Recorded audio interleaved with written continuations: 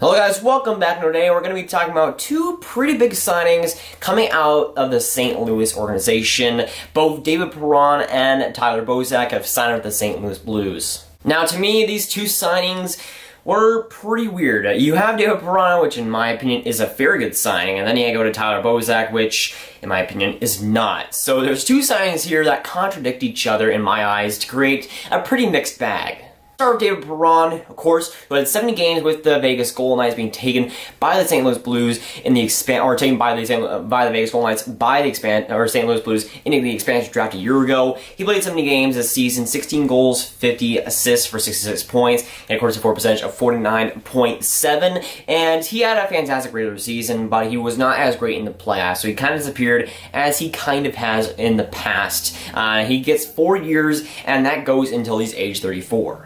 And he gets $4 million on that contract per year. So it's a 4x4 deal right there for David Perron.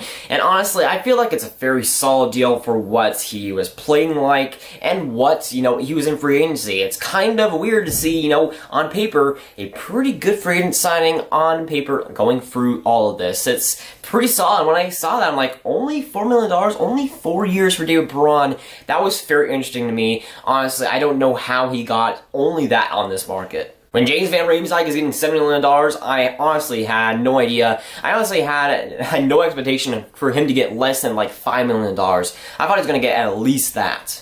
Now, the funny thing with Perron is he's jumped around the NHL a lot throughout his career. He's played on 6 total teams, but the thing is, he's only signed contract with the St. Louis Blues. That's pretty crazy. He's just jumped around the NHL, has only signed contract with the St. Louis Blues, and of course, this continues. So I feel like Vegas was never in the mix here. Sadly, they have to move on. Perron was a very solid player for Vegas, but it just did not work out in the long run. Sad that Vegas has to let go all these guys, but David Perron was one of the guys that I thought they should have kept, but going to St. Louis on a very solid deal there, with only $4 million, I feel is a fantastic deal. Now, of course, this contract goes until he's 34, which is not bad at all. At age 34, you're winding down, but you're still probably going to be a little bit competitive in the NHL, and I feel like 34 years of age when that contract ends is the sweet spot for a lot of teams, and I feel like that's going to be a great signing, and at that point, it's not going to be too detrimental to the team when he's age 34 and not playing too badly. And with David Perron, he's a very solid winger that'll definitely help the St. Louis Blues. Of course, he's been on the St. Louis Blues for a while,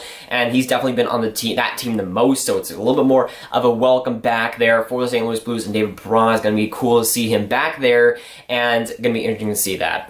Him playing with Vegas, and of course going to the Stanley Cup Final, going to bring some experience to that team that, doesn't really have that.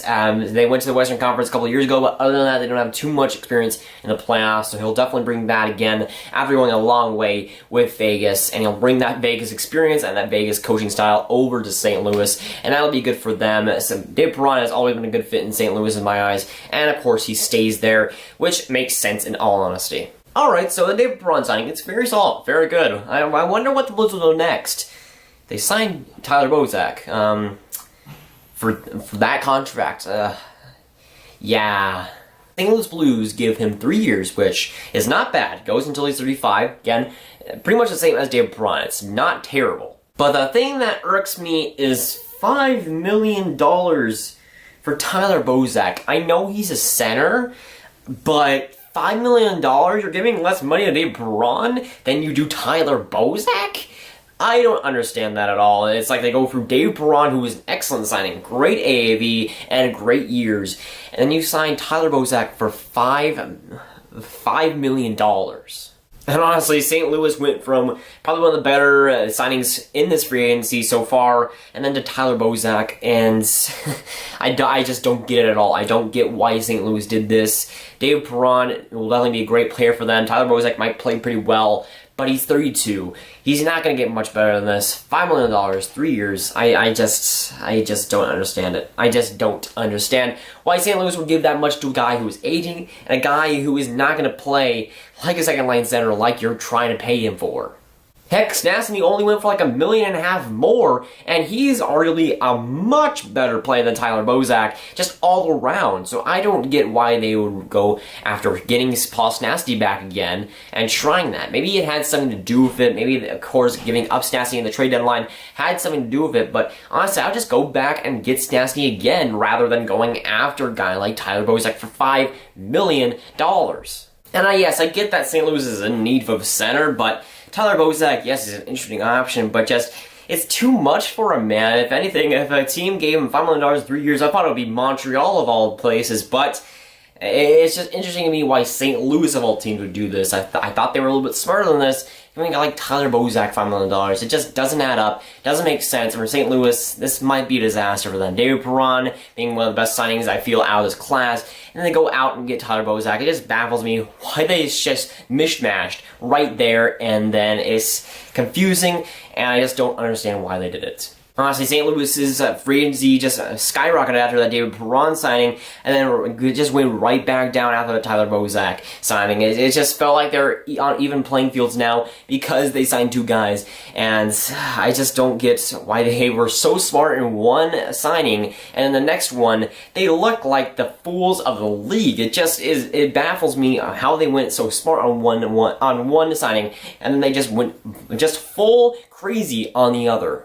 But hey, thankfully I'm not a St. Louis fan, or a St. Louis fan. I'm far from a St. Louis fan, don't get me wrong. But these 2 signings, one makes a lot of sense and the other just does not at all. And even though, St. Louis needed a center, they would really want a third-line center, it's just too much, and I just don't get why $5 million for Tyler Bozak makes sense to a team like St. Louis.